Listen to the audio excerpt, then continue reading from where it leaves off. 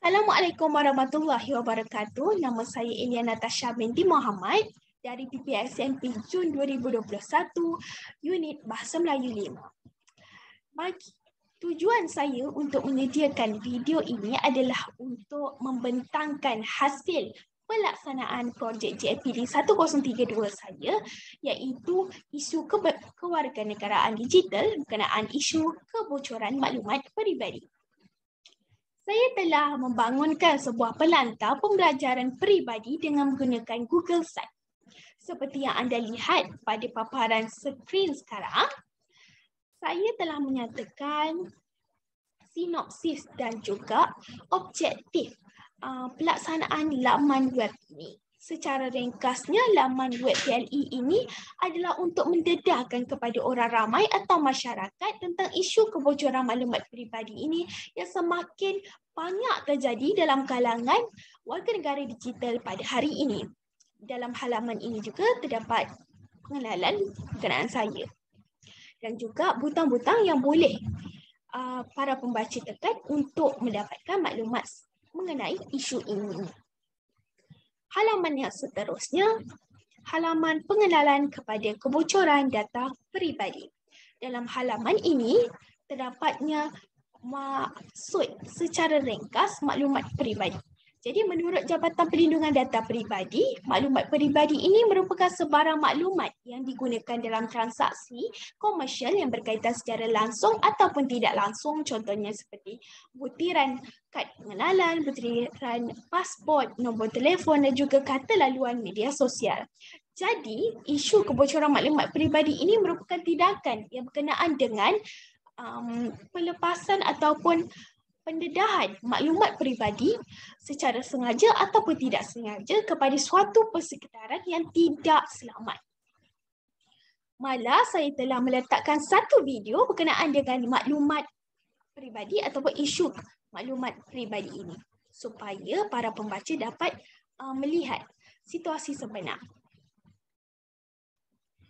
Seterusnya, saya juga telah meletakkan satu persoalan dalam halaman ini, iaitu persoalan tentang adakah isu kebocoran maklumat peribadi ini semakin berleluasa dalam komuniti kita pada hari ini.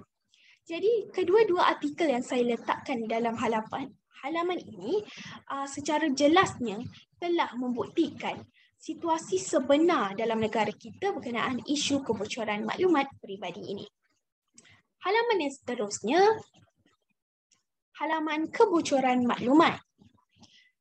Terdapat 5 elemen yang saya letakkan dalam halaman ini, iaitu pertama Akta 709, iaitu Akta Perlindungan Data Peribadi, punca terjadinya kebocoran maklumat peribadi, kesan apabila kebocoran maklumat peribadi, langkah menangani isu kebocoran maklumat peribadi dan juga jabatan atau pertubuhan yang terlibat dengan isu ini.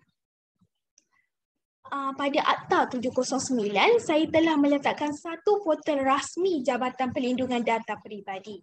Jadi, para pembaca dapat melihat latar belakang sebenar berkenaan dengan Akta Perlindungan Data Peribadi ataupun Akta 709. Dan juga terdapatnya beberapa soalan berkenaan akta ini. Ini merupakan punca terjadinya kebocoran maklumat peribadi, kesan apabila kebocoran maklumat peribadi dan juga langkah menangani isu kebocoran maklumat peribadi. Saya juga telah membenamkan satu laman dan juga video YouTube berkenaan tentang bagaimana para pembaca masyarakat boleh menangani isu kebocoran maklumat ini. Bagaimana mereka boleh simpan maklumat peribadi ini. Dan ini pula iaitu Jabatan Perlindungan Data Peribadi dan juga Cyber Security yang berkenaan dengan isu maklumat peribadi ini. Baiklah, halaman yang seterusnya iaitu halaman rakan pembelajaran. Saya telah menemubual seorang rakan pembelajaran saya iaitu bernama Puan Nur Fadilah binti Abdul Jalil, iaitu pensyarah IPG Kampus Perempuan Melayu Melaka. Video tersebut telah dimuat naik dalam YouTube. Jadi para pembaca boleh melihat video tersebut.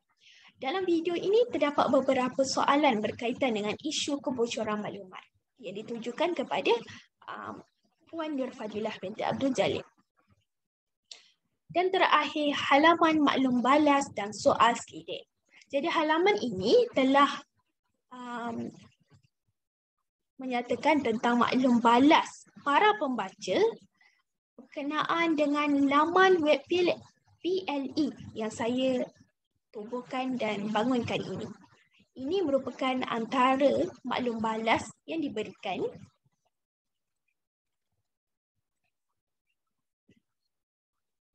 Baiklah, yang kedua, dapatan soal selidik.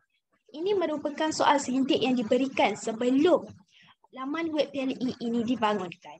Jadi, soal selidik ini berkenaan tentang isu kebocoran maklumat peribadi. Dan ini merupakan dapatan daripada soal selidik tersebut. Terdapat 18 orang responden yang telah menjawab soal selidik ini.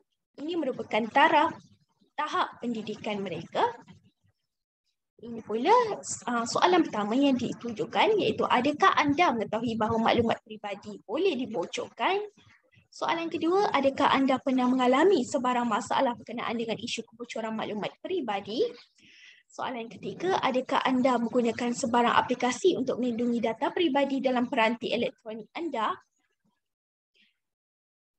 Soalan keempat, sejauh manakah anda menyedari tentang kepentingan melindungi maklumat dan data peribadi?